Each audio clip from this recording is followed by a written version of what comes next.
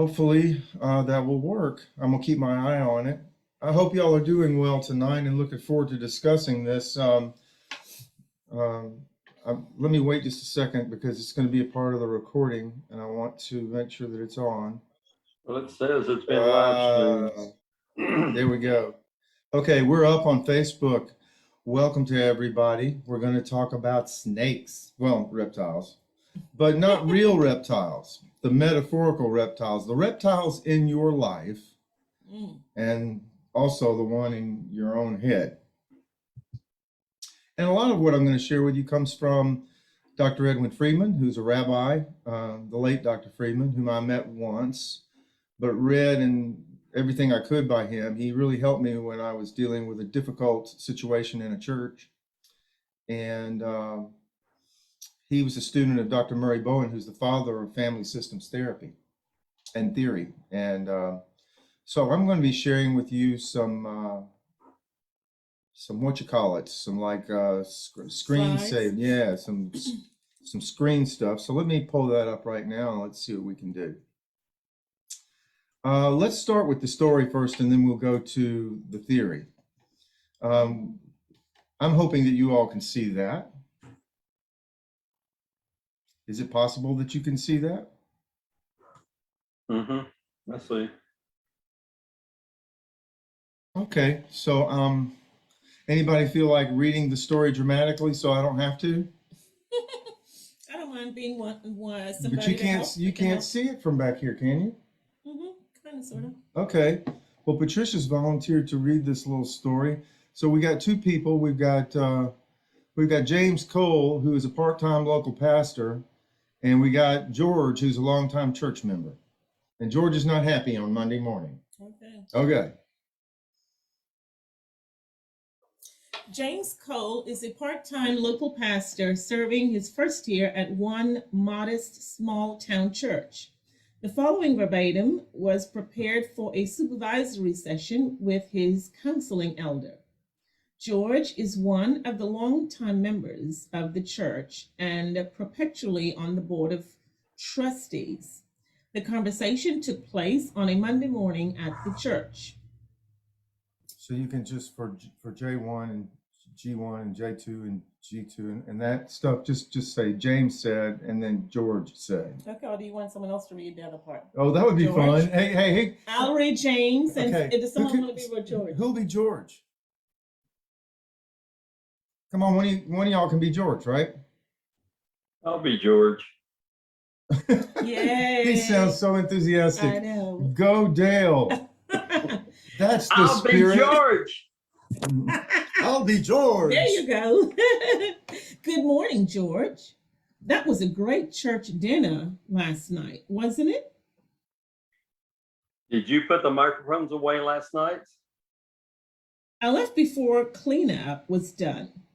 Thelma asked me to check on Bob at the hospital. Why? Is something wrong?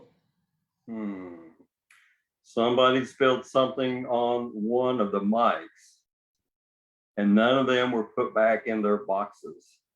I found them this morning shoved in a drawer. Oh no. And one cord is missing too. It must be around here somewhere. When we bought this equipment, a policy was adopted to use the microphones only with proper supervision. Is there damage to one microphone, or does it still work? We can't have another mishandling of our equipment. Let's go to the fellowship hall and plug it in. I imagine we'll find the missing cord too. The trustees will have to be asked for permission to use this equipment from now on. The conversation moved to the social hall. The damaged mic had a small spot on the handle. Nothing had been spilled onto the head. The cord was found behind a stack of folded tables, which were put against the front wall. It looks like everything is all right. I'm glad that your fears weren't realized. I'm going to report this to the board. George left, and I went back to the office. I began the morning feeling so good about the energy of the church members, which the dinner had demonstrated. Following the conversation with George, I was drained. Could I have responded differently? What was going on with George? Could I have responded differently, and what was going on with George? Okay, now let's see if we can bring a little Edwin Friedman wisdom into this not so unusual conversation. I've had conversations like this as a pastor. One church in particular, I had a fellow who was good about, he was real good at this. What is this? What is the this that George is doing? And why was, what's his name, Jerry? James? James, why was James, why, it looks to me like he fell into George's trap. Yeah. And he didn't know he'd done it. He was blindsided. He didn't see it coming. He didn't have any way to recognize what was happening. And he didn't have any tools in his belt to try to manage the anxiety of the situation. This was a hostile environment. And so let's take another look at another handout here that gives some basics on Edwin Friedman. Now, hopefully you can see a new one in front of you. Can you? Mhm. Okay, so this is my own personal introduction to his work as it relates to dealing with leadership and with problem people and your own reactivity. So Edwin Friedman declared that this is 100% true. I agree. If someone or some group in an organization, system, institution begins acting in a creative, innovative, different way, that person or group will be sabotaged. Plans and ideas will be stolen or undercut. And I'm going to apply this to reptiles in a minute because I want you to remember that reptiles have very primitive senses and a very primitive brain, and they don't see like we see. These pit vipers, especially, are good at seeing heat. All reptiles can see heat in motion very well. They may not be able to focus on it. They may not have very good vision at a distance. They may not can figure out what you are. That's why they stick their tongues out, because their tongues have sensors on the end of them that smell for them, and it's extra sensitive. What's in front of me? Have I smelled this before? Am I in dangers? While they do the tongue thing. But what they're drawn to is heat and motion. And in an organization, you can define heat and motion as that one department in your organization that's just kicking it, man. They're just working on all 8 cylinders. They got the horsepower going. They're coming up with new ideas. They're producing, you know. And what is 100% true? Friedman says, any person or group doing that is heat and motion to a reptile or to a group of reptiles, and they're coming for you. Now that's really bleak, but let's deal with reality. Okay, let's deal with reality. He also says this is 100% true. And then he has a wonderful question, and I have a couple of quotes. He says, if the sabotage of the different creative ones, or the ones who are successful consistently, how am I not reading this right? If the sabotage of the different creative ones or ones is successful consistently, if it's working, if they're being sabotaged, then the leader at the top of that organization is weak. He's not diagnosing the snakes, he's diagnosing the leader at the top. Okay? By weak, Edwin Friedman meant afraid of conflict, a peacemonger, an appeaser, someone who's more interested in good feelings and togetherness than in progress and in making a difference. Strong leaders do not allow the different and the creative to be robbed or thwarted. They stop the snakes.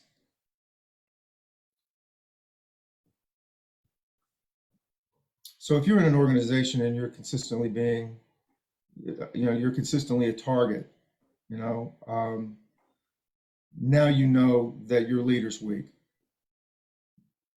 Because if you report it to the leader and nothing happens, he's weak, she's weak, whoever it is. So here's a good question.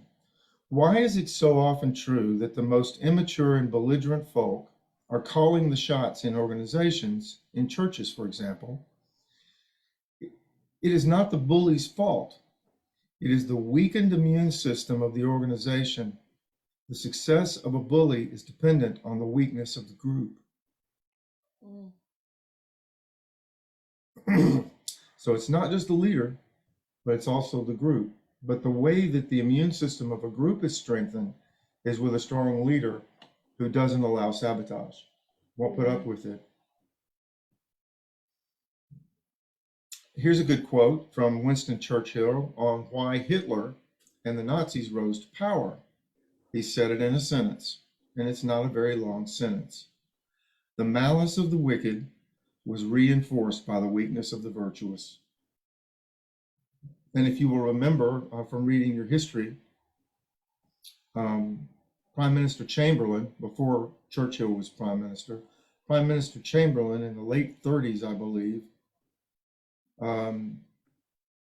may have been early 40s, but I think it was late 30s, met in a train car with Hitler, and Hitler promised him this and promised him that, and they just got along famously. And here came Chamberlain back on his ship to England and to London and to Parliament, and he did a little victory lap, and then Hitler rolled over Poland. Okay, so he's a tiger, and if you don't cage a tiger, you can't communicate with you could put a tiger in a communications course. He might even pass the communications course, right? But that doesn't change the fact that he's still a tiger. One of the things about reptiles we're going to look at is that they don't communicate vocally. They hiss, they huff, and they spit, but they're not really communicating, because communication means I'm listening to what you're saying and responding to it. And you're listening to what I'm saying and I'm responding to it. These tigers and snakes don't do that. They don't listen. They're not there to listen. They're not interested in what anybody has to say. But they can pretend to be interesting. You've heard of a crocodile smile? Well, they're not smiling, but they know how to wear one. It's not real. Okay. Crocodile tears. Crocodile tears are fake tears. Most people think that they're big, sad children's tears because they've messed up the entire metaphor, but crocodile tears are insincere tears. Sob story. Okay, another quote, number 5. This is from W.B. Yeats. The best are impotent, and the worst are filled with a desperate purpose. Which is another way, it was not too different from what Churchill said. The weakness, the impotency of good people is contrasted with the desperate purpose of people with cruel or evil or subversive intent. And it takes a lot for the good people to get their spine up and fight, because they're cowed, they're afraid.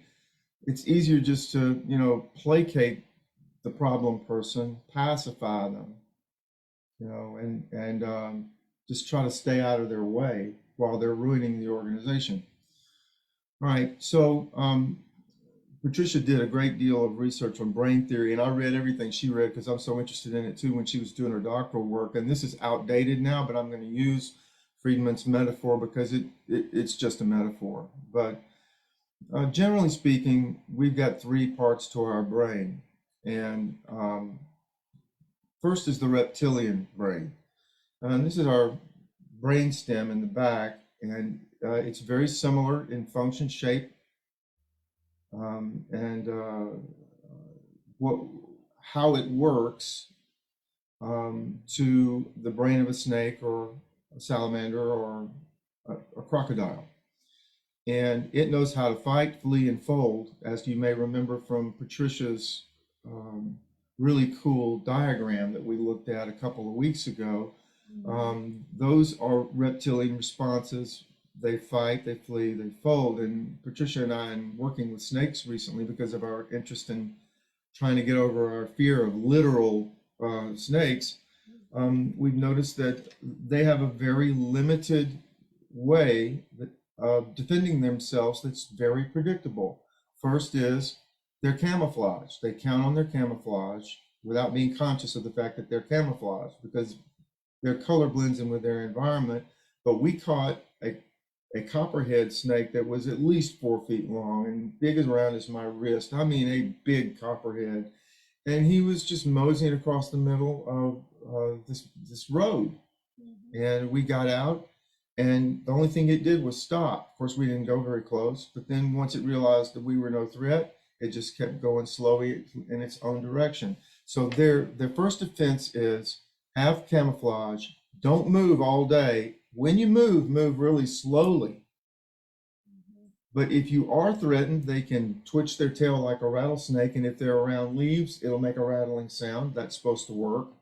Cottonmouths will open their mouths and show you that bright white inner mouth and those 2 big old fangs, and that's pretty intimidating. And they'll coil up and huff and puff and spit, and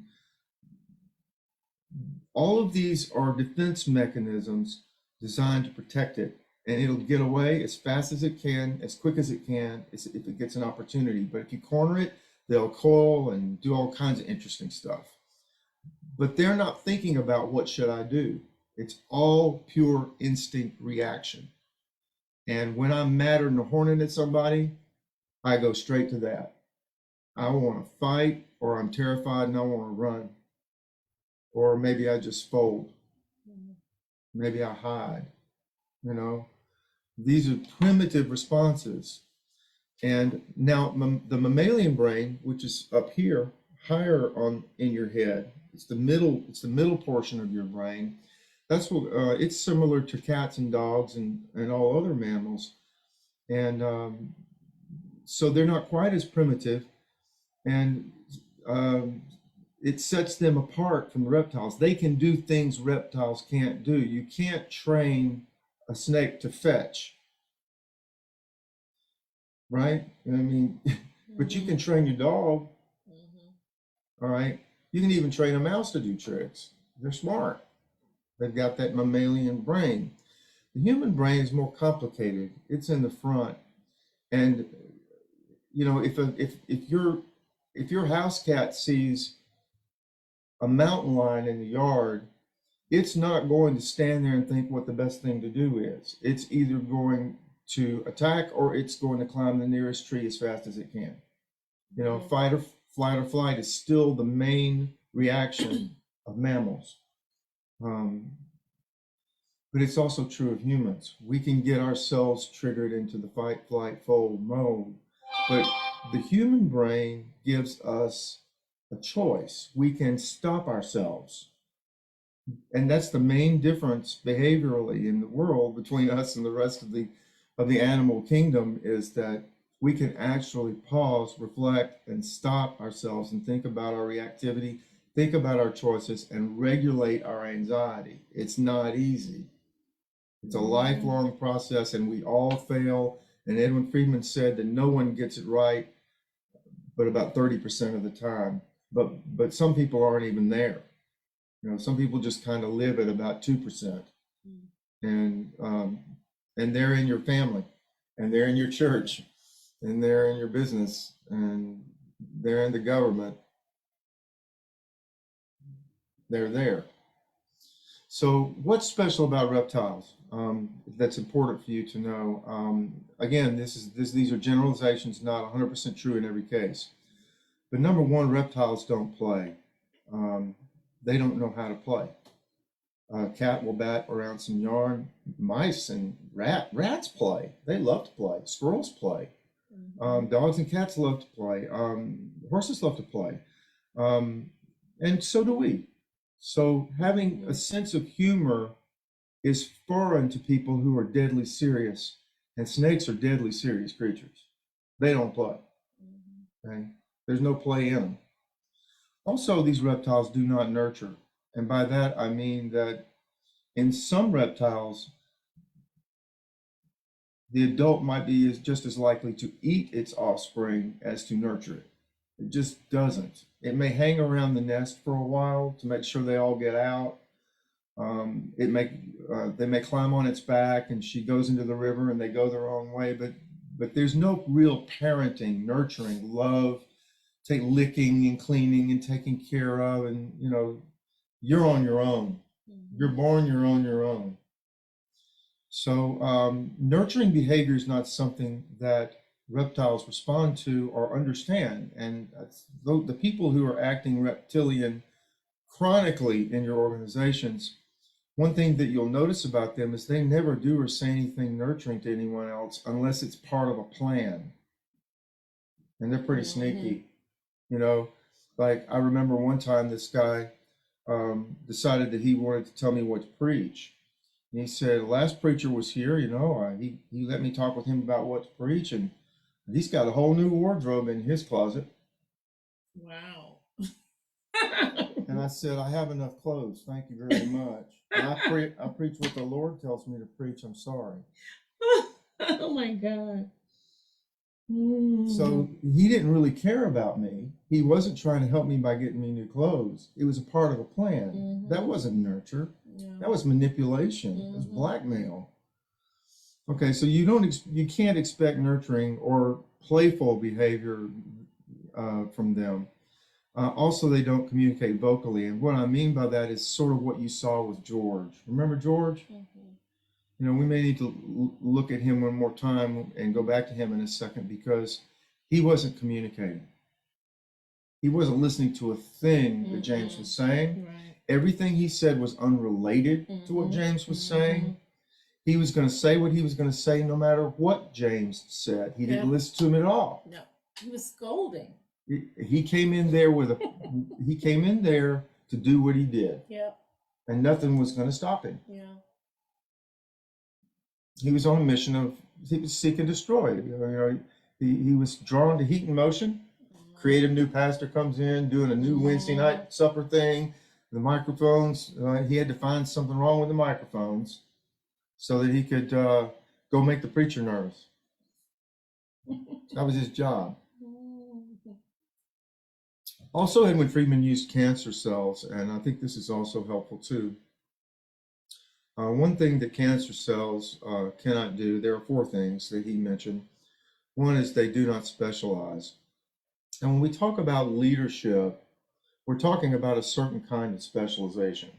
We're talking about someone who sees the big picture and someone who sees the destination. It's like the captain of a ship. If the captain doesn't know where the ship's going, you might as well sail in circles. And if the crew gets a little bit unruly and you appease them, they're going to take the ship and put you adrift.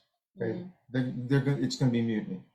So a good leader specializes in both that he can see the system as a whole, he can relate to people without being reactive, he's non-anxious when he has a mutiny. He says, this is the way we're going to do it. And if you can't do it that way, I invite you to leave. And then he goes home and has dinner and doesn't bellyache to his partner about it. He's not nervous about it. He's not anxious about it. He tells them the way it is. This is the way the ship is going. This is the way the organization is going to run. This is what I expect of you. If you can't do that, you're welcome to leave. That's not being mean. That's being a good leader. That's specializing. Okay? Cancer cells don't do that. They don't specialize in anything. They don't know what their purpose is. They have no purpose. Yeah. They're just there. Also, number 2, they do not differentiate. By that I mean that the cancer cell, unlike a heart cell knows what it's supposed to do. It's supposed to help all the other heart cells make that heart beat. Boom, boom, boom. And then the brain cells know what they're supposed to do, and they coordinate. It's really a sophisticated system. But cancer cells don't know what their job is, and they don't specialize in anything. and they can't differentiate that they're different from any other cell, and they don't know what the other cells are or what they do, and they don't care. They're not there to help the organization. Okay, they don't specialize, they don't differentiate, and because of that, they're liable to treat everybody with an equal amount of disdain or mistrust. And number three, they don't know when to die, which is to say that cancer cells are unique in their ability not to die and to reproduce out of control. So they do what Friedman and Bowen call triangulation. Two people get together and they rumor about the leader or about the way things are being run, and they don't like it. They pull in a third party because they feel like that strengthens it, and they get that person talking about it, and they get them pulled in, and suddenly you've got a little mutiny on your hands.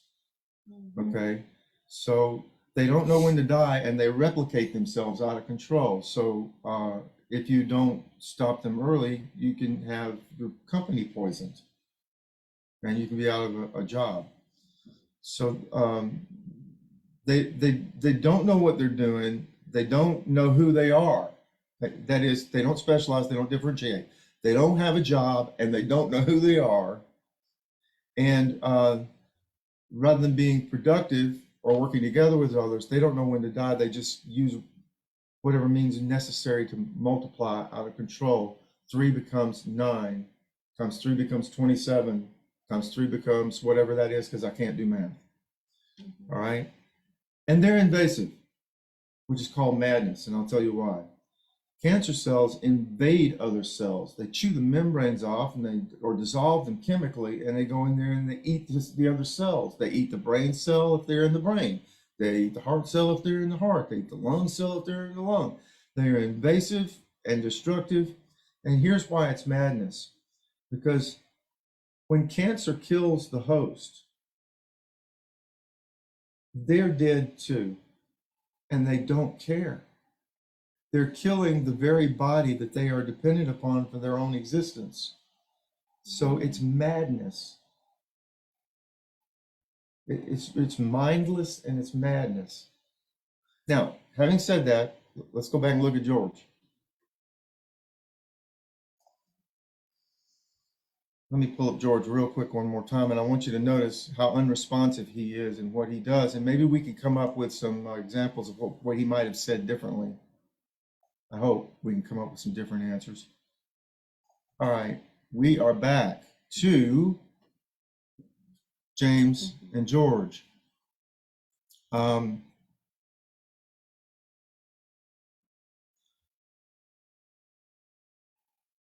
George is good at this. He started with an accusation. He emphasized the word you. Did you put the microphones away last night? Okay, which put a lot, I mean, that's pressure.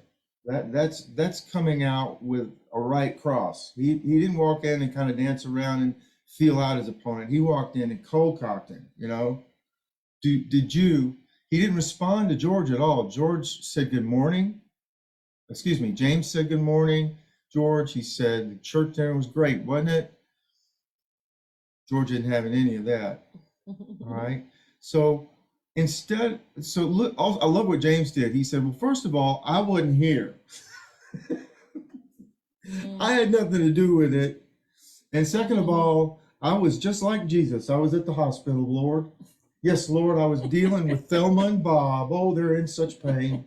And I was doing the work of the Lord. So not only wasn't I here, but I was out there being a good pastor. And so what's wrong? Okay, how many mistakes did he make there? What could he have said differently if he was a wise pastor and knew just from this first sentence that he was being set up? And remember, the mammalian brain and the reptilian brain are not enough to do this. You have to have the human brain, which means you got to be willing to play.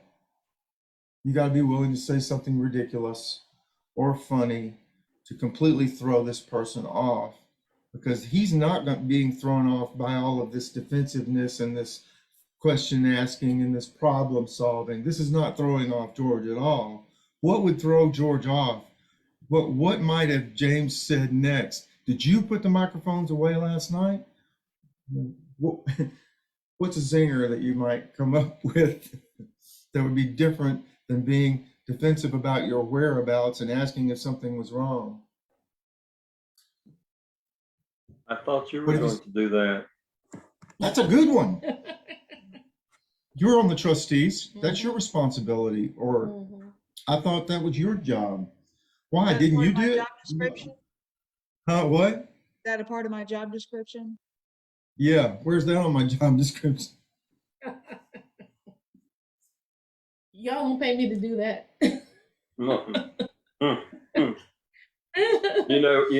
That's an easy way to say that, Patricia, when you're not talking to the person dealing with the issue.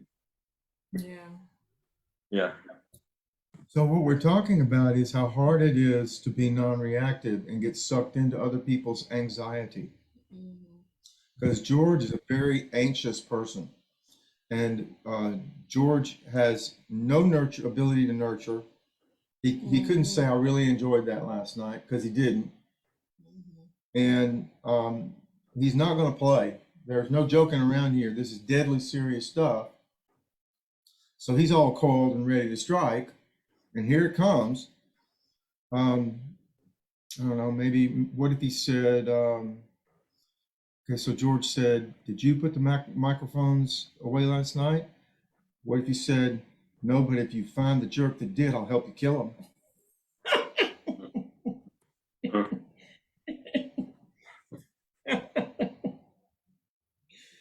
Oh, Lord.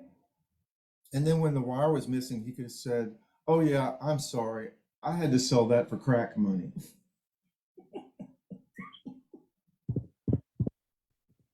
Now, you think that's crazy. Oh, Lord. And maybe that's an extreme example, but humor really does derail the humorless. They don't know what to do.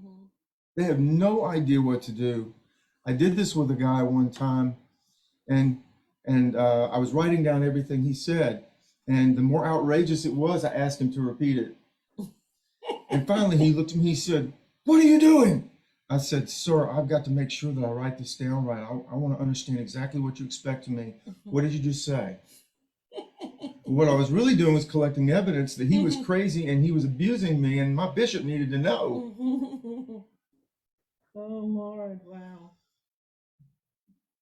Now, there are ways to do this. You can be smarter than a snake. Notice that if you read just George's lines, they in no way correlate as communication with James. George and James are not communicating. James is trying to communicate with a person who is not intending to communicate or cannot communicate. There's no listening going on. Did you put the microphones away? Somebody spilled something on them. A cord is missing. We bought this equipment and had a policy adopted. We can't have another mishandling of our equipment. This is a planned speech, okay? The trustees will have to be asked for permission from now on. I'm going to report this to the board. Boom, boom, boom, boom. And James is talking between, but it ain't going in his ears. This is a failure. So this is reptilian behavior. So now that I've shared this with you, let's discuss a little bit. You got some people like this you've dealt with, and what? And that's not question number one, how to deal with the problem people. And question number two is, how do we work on our own reactivity by not being reptilian? And I think that's really what this is about. We're going to work on our own reactivity rather than being reptilian. I think I have you all back up. Yes, I do. Gloria has joined us. Hey, Gloria. Hey, Gloria, you out there?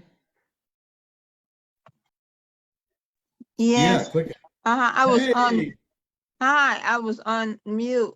And so I want to just listen. Hi, to everybody. Hi to you. I've been in Americas with my daughter, so I'm back. Well, welcome back. I just went to see my daughter as well over in Louisiana. Did you have a good trip? It was wonderful. It's nice to be with your grand and your children. And hey, they still the kids to us no matter what. I keep telling her that. Yeah, right. So Jonah Clark is saying hello to everybody at Owl Rock. Hey, She Jonah. calls us her Owl Rock, her dear Owl Rock family, and we feel that way about you too, Jonah. Thank you for being with us. And she comes to Gene's study on Wednesday morning as well sometimes. So I've posed to you a couple of questions dealing with the reptilian regression among us and dealing with our own when in an anxious situation, and dealing with people who do this kind of thing.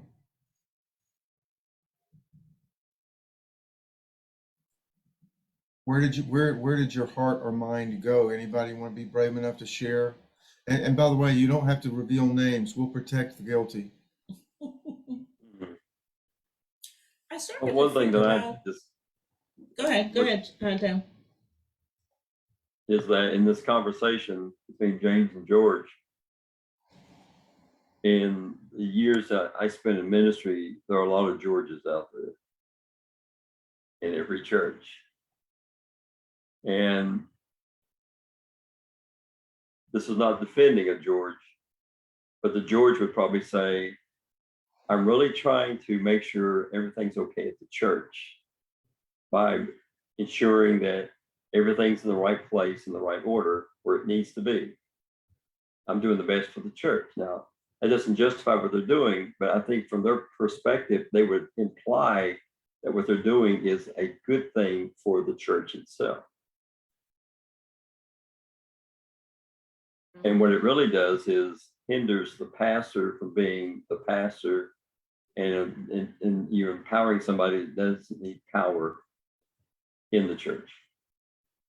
Yeah, which raises the question, doesn't it? What's the church?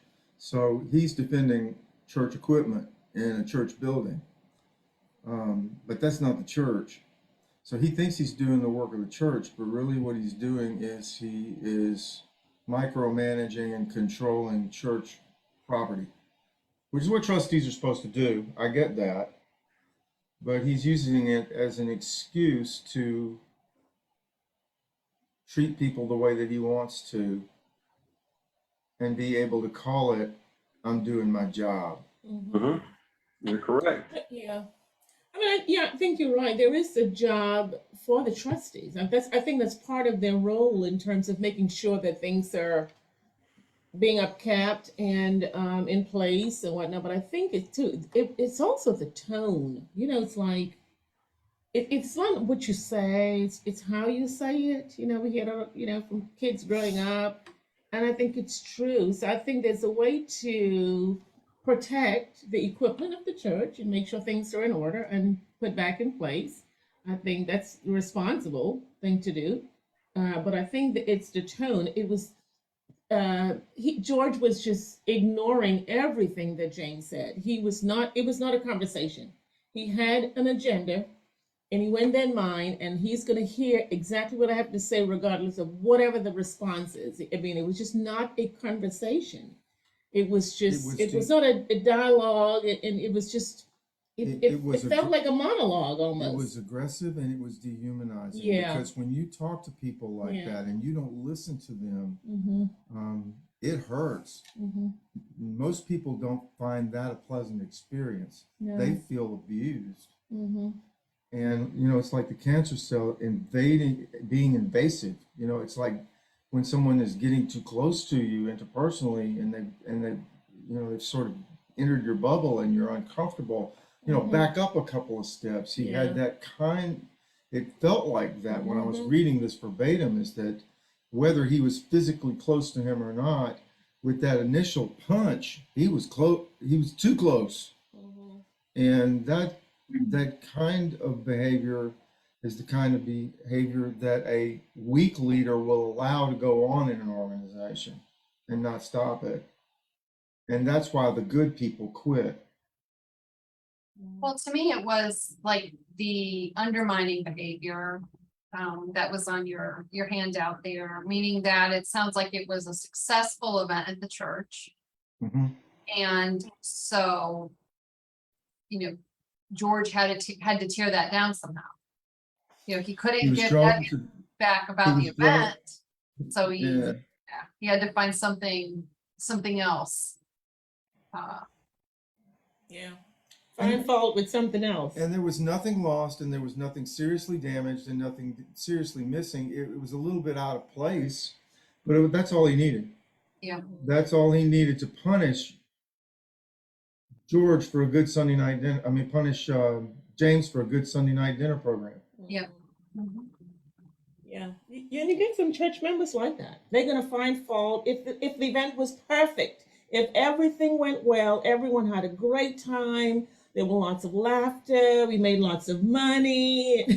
No matter what happened, there are some people that are gonna find fault with it. And the good ones tend to be there just before the office is supposed to open, and they're waiting for you on Monday morning so they can destroy any good feelings you had about the day before. Yep.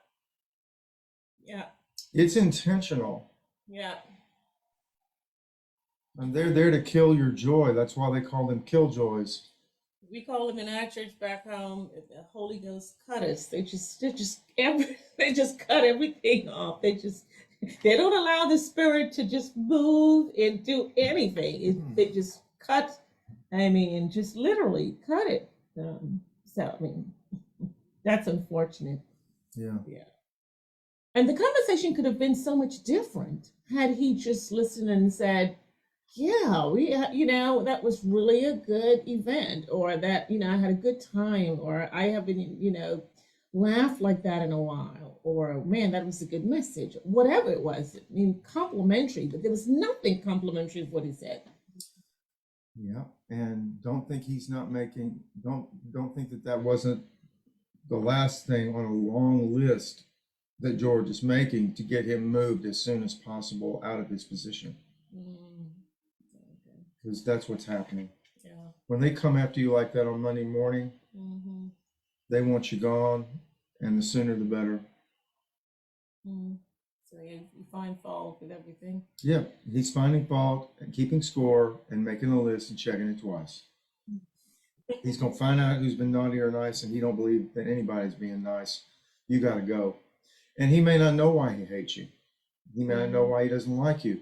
But it might have something to do with the fact that James is likable. He's a part-time guy, so he hasn't got a lot of financial stake in all of this, because part-time pastors usually have full-time jobs doing something else. And so it's not like he's at risk, fire me. So maybe this bothers,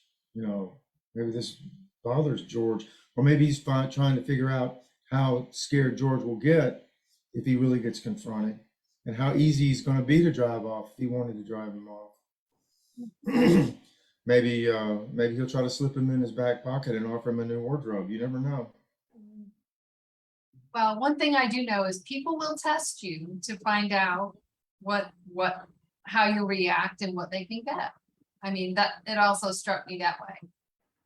Yeah, I was Because thinking he that kind too. of ended up getting his way. Yeah, they want to see what you're made of. Yep.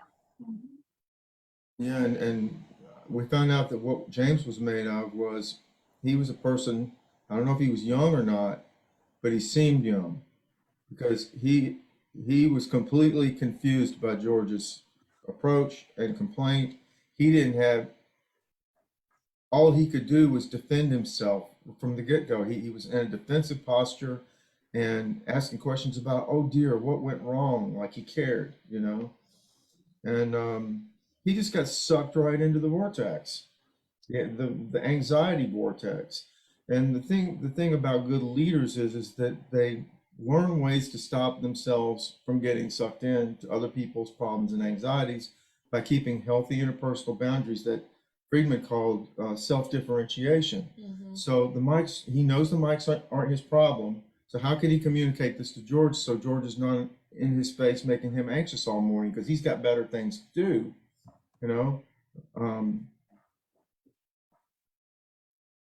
he needs to say something different to that very first line if he can. We've practiced a few things, but I think humor is almost always the best tool to try first. I thought as you were talking about the humor piece, I started thinking about Jesus, because a lot in Jesus's parables, he used a lot of humor and asked questions and said things sometimes that didn't seem to fit, but it was like it reminded me something, about that when I was reading the dialogue or listening to it. I think, how would Jesus respond to George?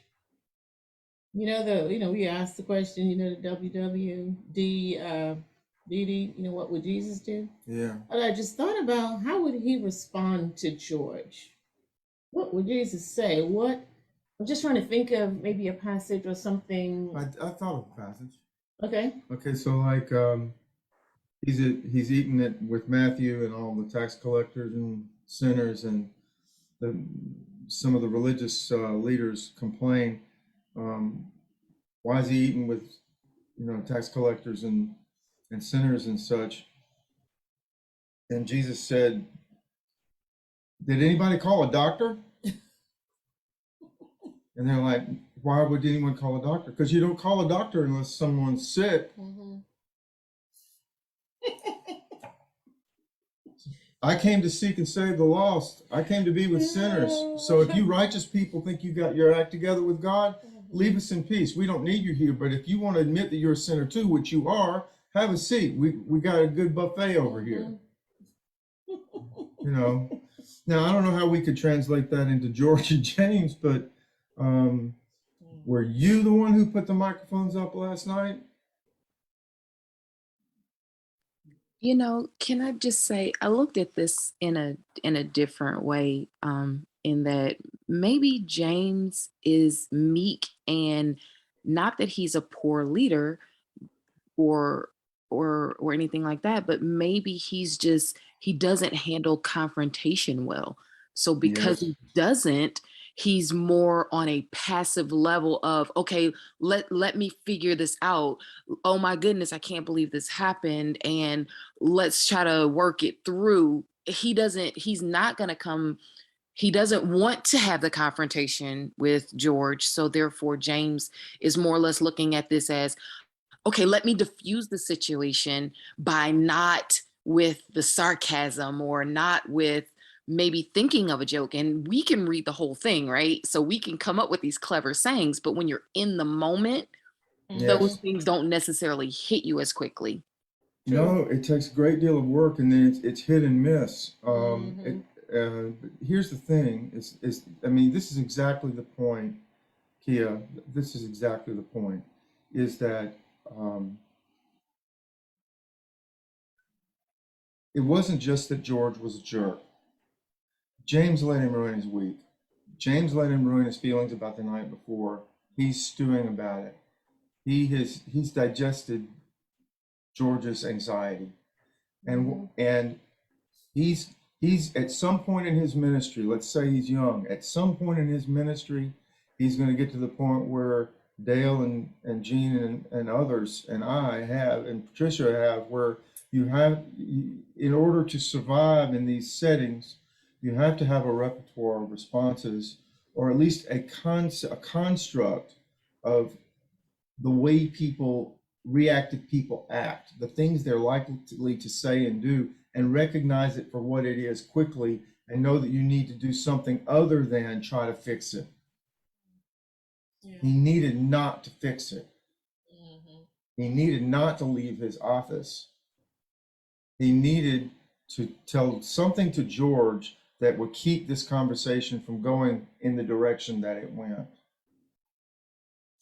Yeah, I'm reminded too. And if you're afraid of confrontation and you're an appeaser, well, you know what they say: an appeaser is someone who feeds the tiger, and because of that, he's eaten last. You still get eaten, you just put it off for a little while, And healthy organizations need a healthy immune system, and if the person at the top is weak, it really weakens the whole system. And it empowers the Hitlers, you know, and the crocodiles. It also goes back to what we talked about last week or week before about the fear. For someone who's new, let's say James is new, and George has been there for 50 years in the church, and he's always served on the board, and this is his role, and everyone's afraid of him. Yeah. I mean, he goes to fear, and it's like, okay, no, sir. He didn't say that in this, but it felt almost like he was just almost childlike. I mean, he did not confront him or stand up to him. And, I think Key is onto something there in terms of he was just He's afraid. going along. And I think was fear could be that, this, And you when you're afraid and you fold,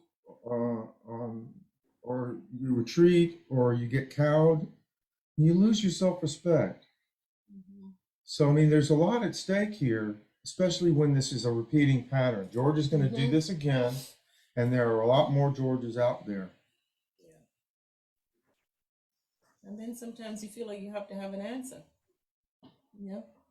I had a female pastor in one of my groups, and she grew, every time in group, she felt like she had to say something. I had to come back, and I said, you don't always have to have an answer, And I said, you're doing it now. You're still doing it. She said, but and I said, you're still doing it. You don't have to answer me. She was explaining why she had to have an answer. So she had an answer for why she needed to have an answer. Yes, and I'm saying you're Love still it. doing it. You're still saying it. She said, but I said you're still doing it, and you're not getting it. And then she finally shut up, and she just started laughing. So And- George just needs CPE, is basically what you're saying. George Maybe. needs clinical pastoral education. Maybe. What was that, Bert? Maybe. Huh? What did you just say? I didn't hear what you said. I said I said what you're saying is George needs clinical pastoral education, which is her job. She trains chaplains. Well, when I look at the script, I think James, this is my view of James. He's a very young pastor, part-time, just local pastor, probably no pastoral care experience or training, dealing with a man who has beat up people for years. Exactly. I mean, he's got it all over on him. Yeah. And when you have somebody that's skilled at beating up people, it doesn't matter who he's going to beat up, he'll beat you up. Mhm. But if it's a Methodist tradition, then James has resources. One, he has a mentor, a older pastor who can help him be guided to respond to this man in a different way. Two, he has an SPR committee who he can go to and share with him about what's going on.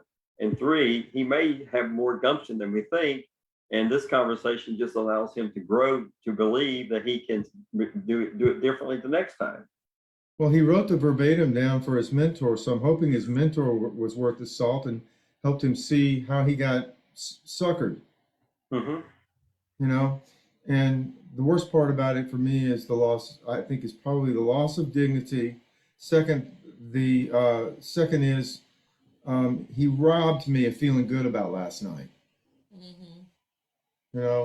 And once that happens a couple of times, you're ready to read any book, Yeah. talk to your DS, do something to help you figure out how to not let this guy steal your joy. Yeah. Or you're ready to say, I don't need this, and walk away. And then quit, which And is you what walk out. which is what George wants.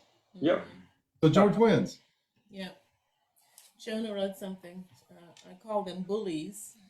Jonah says they're bullies. Especially if you ever let them think they have the upper hand. If you let them think they have the upper hand. Jonah likes the quote, do unto others as you would have them do unto you. Yeah, well, George has a different philosophy. Do unto others and watch. As I do. Oh, Lord. Watch them crumble. Watch them tremble. May I say something? Who is this? Is this Gloria? It's Gloria.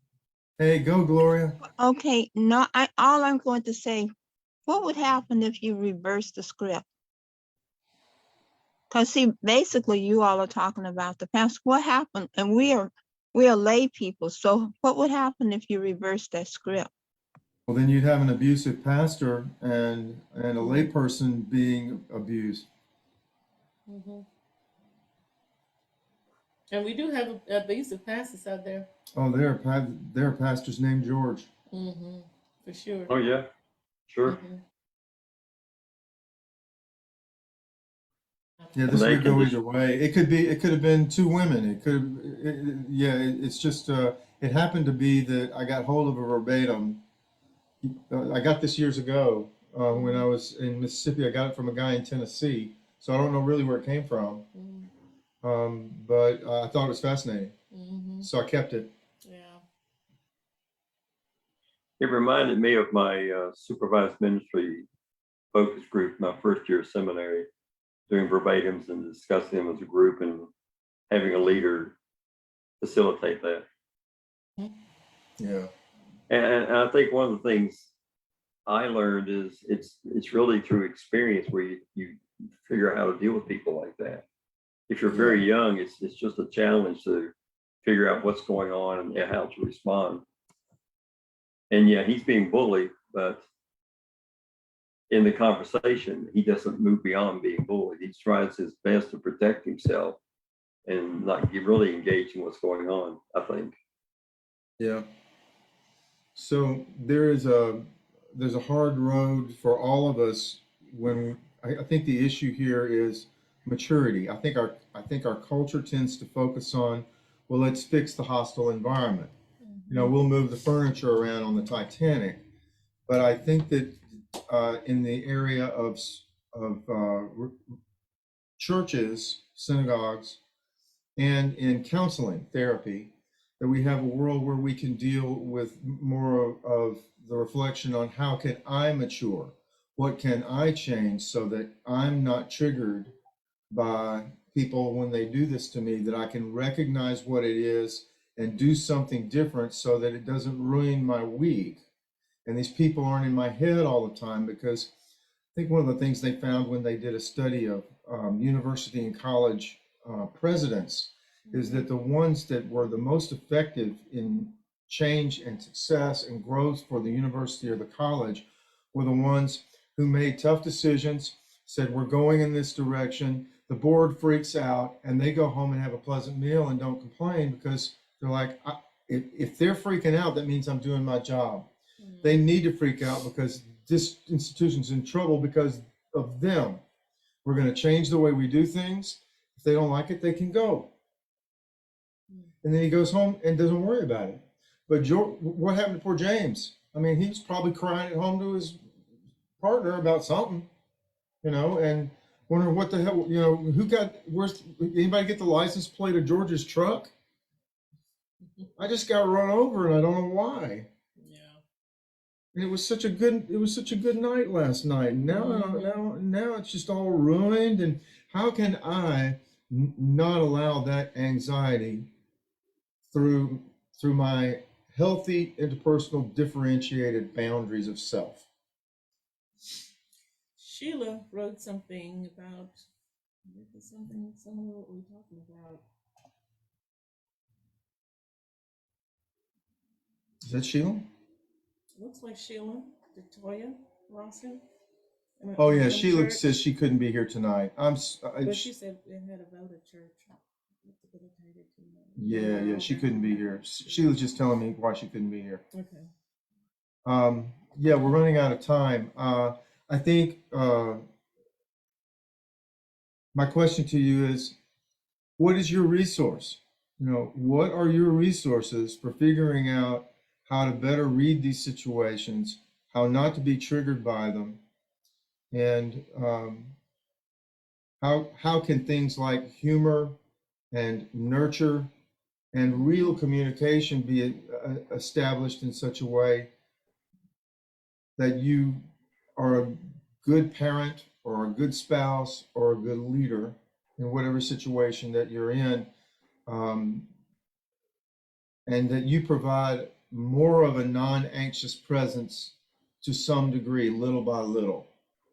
Like Friedman said, 30% may be the best we can do, but boy, if you can get to 30% of the time being non-anxious and non-reactive, you can change the world, change a lot of things. How do you get there? I want to recommend you read anything you can or watch any video you can by Edwin Friedman. One of his books, Generation to Generation, is going to be too thick and you will not be able to get through the first 5 pages. But you might read the one that Patricia and I recommend, which is the book that was finished for him by his family posthumously. It's called A Failure of Nerve. And he uses wonderful metaphors and stories to illustrate how to develop this self-differentiation skill, and how to maintain more of a non-anxious presence in your family and in your job. And avoid triangulation. Avoid triangulation, all those recognize it when you see it. concepts. Yeah, recognize reptilian behavior when you see it. It's a very old theory that Murray Bowen Exactly. has used with family systems theory. I usually use that with my groups. But there's some really good concepts. It's an old theory that goes back to the 20s, I think, when he created that. And it's an easy read, Yeah. and it's not a big Yeah. read. I would get A Failure of Nerve. Yeah. Isn't that the name of it? Mm-hmm.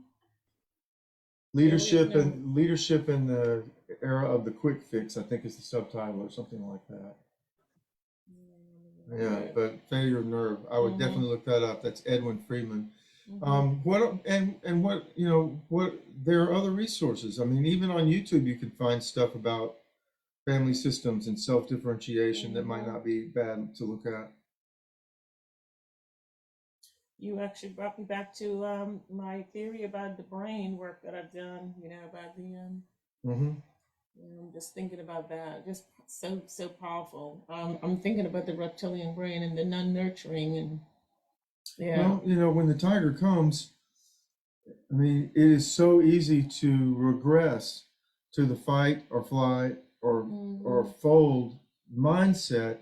It really takes courage and self-awareness to use the front part of your brain and say, I'm not going to listen to that. I'm going to choose. I feel it and I don't like it, but I'm going to do something different here. And I'm going to strategize what that is.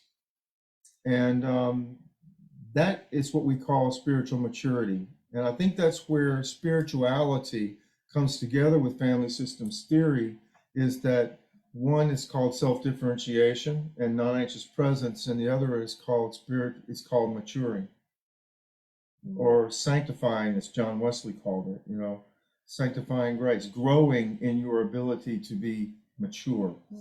And by the way, the word that they sometimes translated perfect in the Bible, I think it's teleos, might best be translated mature. Yeah. I think that's where we're headed. We need to grow in our maturing. And boy, when you regress, you can look an awful lot like my 4-year-old granddaughter Evie when she doesn't get her way every once in a while. You can just kind of go right back to pouting. You can pout and punish with silence and get passive aggressive or go break something, and but we need to help. We need to help old James learn from this. And we all need to learn from it too. Becky, I didn't hear anything from you tonight. Anything What's you up, want to Becky? add?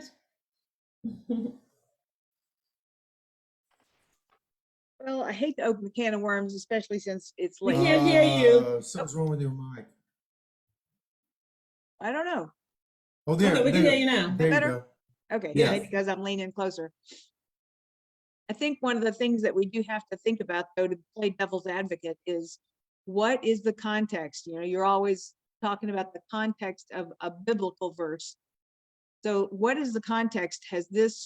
Did George and this church experience, somebody spilled something and they've had to replace these microphones 4 or 5 times already?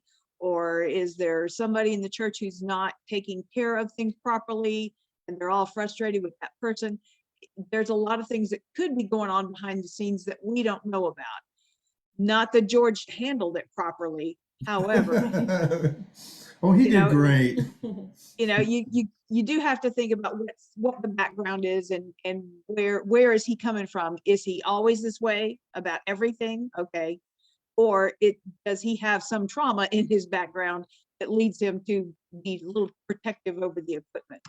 And in that case, I think you're still right in terms of maturity. Maturity helps you see that and deal with it in a more positive manner than just freaking out about it. Oh, you're right. We've got to put it, in a locked box, blah, blah, blah, blah, blah.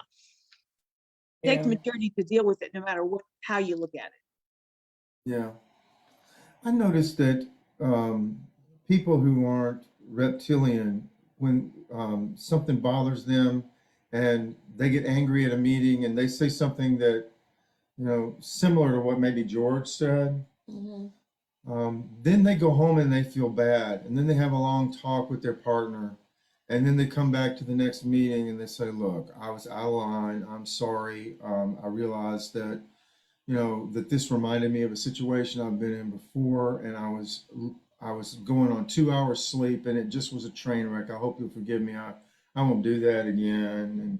And but then there are the Georges of the world who aren't sorry, Yeah. who aren't self-reflective, who aren't self-aware, and who don't care. Yeah. And one of the jobs of a pastor is to figure out which one you're dealing with, because you sure don't want to treat a fellow who's just made a mistake or said something out of turn that's out of character for him with someone who maybe she's just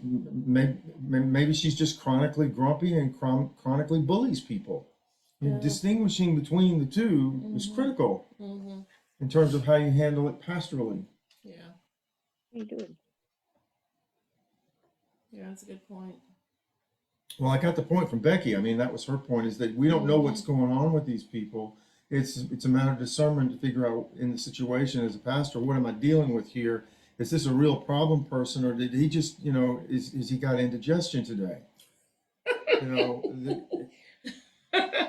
Well, that bent his brain or something, because that response.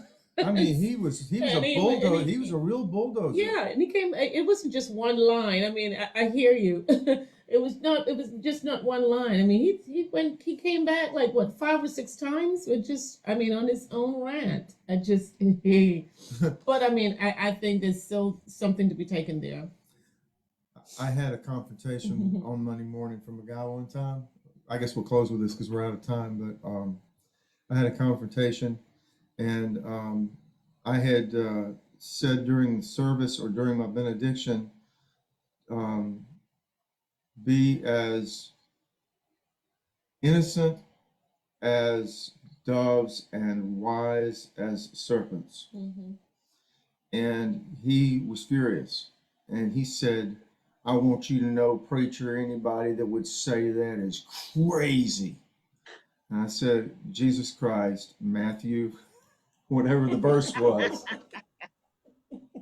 I was quoting Jesus, and he was so dumbfounded, he didn't know what to do. I mean, it didn't let all the air out of his sails, because he had this whole speech planned, and I derailed it. Because he didn't have enough sense to look up or know that Jesus had said that.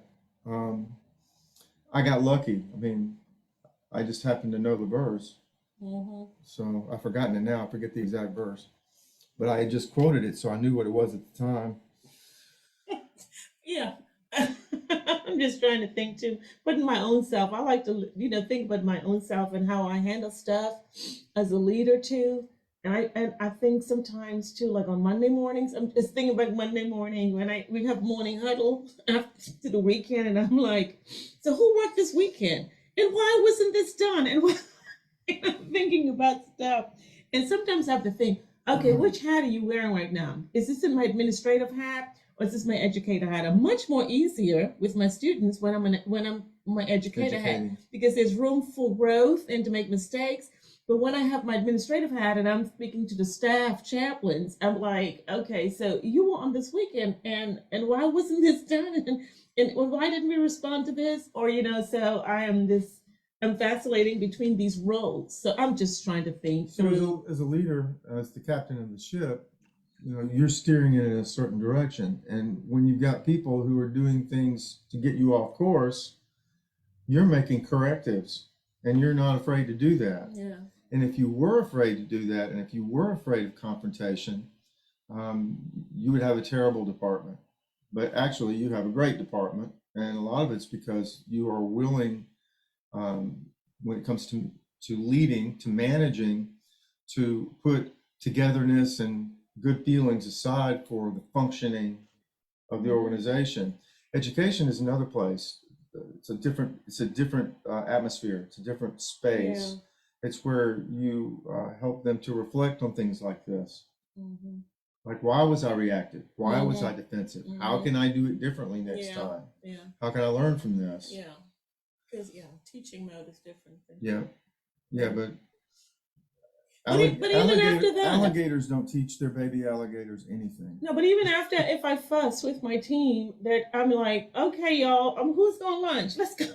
I've said it, and I'm over that, and let's go lunch. Y'all going to lunch? That's just good leadership. You know, it's just That's why you're good at what you do. Yeah, no. But I mean, you have had your moments in the last 12 years that I've known you where you worked really hard on not being reactive and not worrying about the decisions and second guessing yourself. And it takes practice and experience, and you got that now.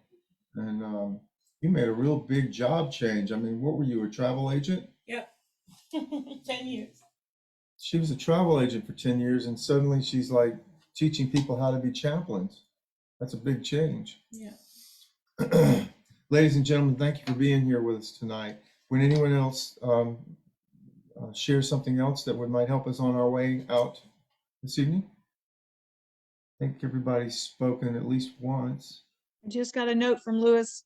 Jean does not have COVID. They're waiting on the flu swab. Yay. Okay, they're waiting on the flu swab? Yeah, but that's okay. Flu's easier to deal with than COVID. Yeah, definitely. Well, Jonas sent us another message, and she says, it's just narcissists. Jonah, you on it tonight. You're on it. That is so funny. I think what you just said about Patricia is a key to stop being reactionist and maybe proactive experience. You said, 10 years you've been doing this experience. And I think that's a big part of it. The young pastor probably didn't have the tools, but he would probably develop the tools. And we all, I think, are in the same boat. We don't have the tools initially, but through experience and the willingness to grow, we can develop tools to be proactive. And I was thinking about if I was the pastor listening to this conversation, sitting behind my desk, I would probably push my chair back and just sit there and listen to him instead of reacting to everything he had to say, and just listen to him, and then basically turn to him and say, well, I'm the pastor and you are a part of the trustees. You could figure out what's wrong. Yeah. What's the last thing you said? You could figure out what's wrong. Oh, okay. Yeah. And there's, by the way, it's not a coincidence that young pastor groups, if I say young, I don't mean young in age. I mean new pastors, people who are, it doesn't matter how old you are, but people who are new at the ministry are placed into mentor-like groups, support groups in the Methodist Church, and they do programs. And every time I hear about what they're doing, they're reading Friedman.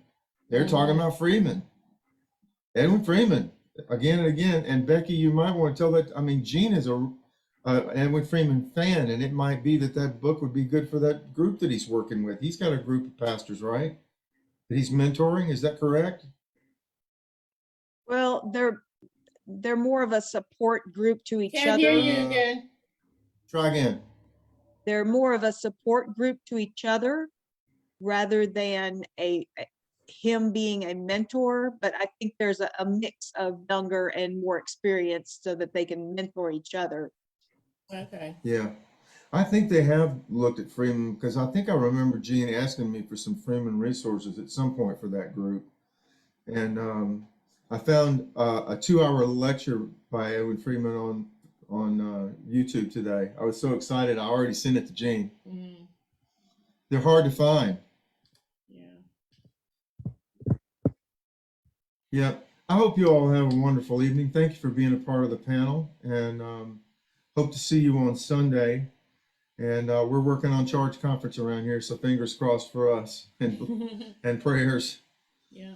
Also, David Davidson, who many of you know, at Owl Rock, is going to have one of those procedures where they go in through the hand and they go in and give his heart a little shock because he's got AFib. And so we got a little bit of a deadline extension with our charge conference materials because he is not only our finance person, but he's our staff parish chair. So he's like, we can't do some of the forms without him. So we're going to turn in all that we can by the deadline, which is Monday. Mm-hmm. And then after that, as soon as he's feeling better, he and I will get together and do the others. And our deadline for that is now the day before the charge conference, which is November the 15th. Yeah, so we're good to go. Cool. Yep. I'm thanking And, God for you and your church conference. Enjoy. Oh yeah. Well, I bet that's one thing that you don't miss. Not in You're the not- least bit. No. Yeah. Yeah. It's pushing a lot of numbers and a lot of papers. And a lot of Fortunately, they time. do a lot of it online now, which does make it easier. Yeah. Yeah. Blessings on each and every one of you. Thank you so much. The recording I will check, and I will upload it to it, assuming everything is okay, because I didn't normally I press the button to record on Zoom, so I've got a backup. I don't. Hopefully it's recording and everything's fine on Facebook, and I will be able to upload it to YouTube. All right, y'all. Enjoy the rest of your week, and we'll see you next week. Good night, Well, everybody. Bye-bye. Bye, everybody. Y'all take Good care. night. Sun, Kia. Good night. Good night, Good night, Gloria. everybody. Bye-bye. Our best to Gino.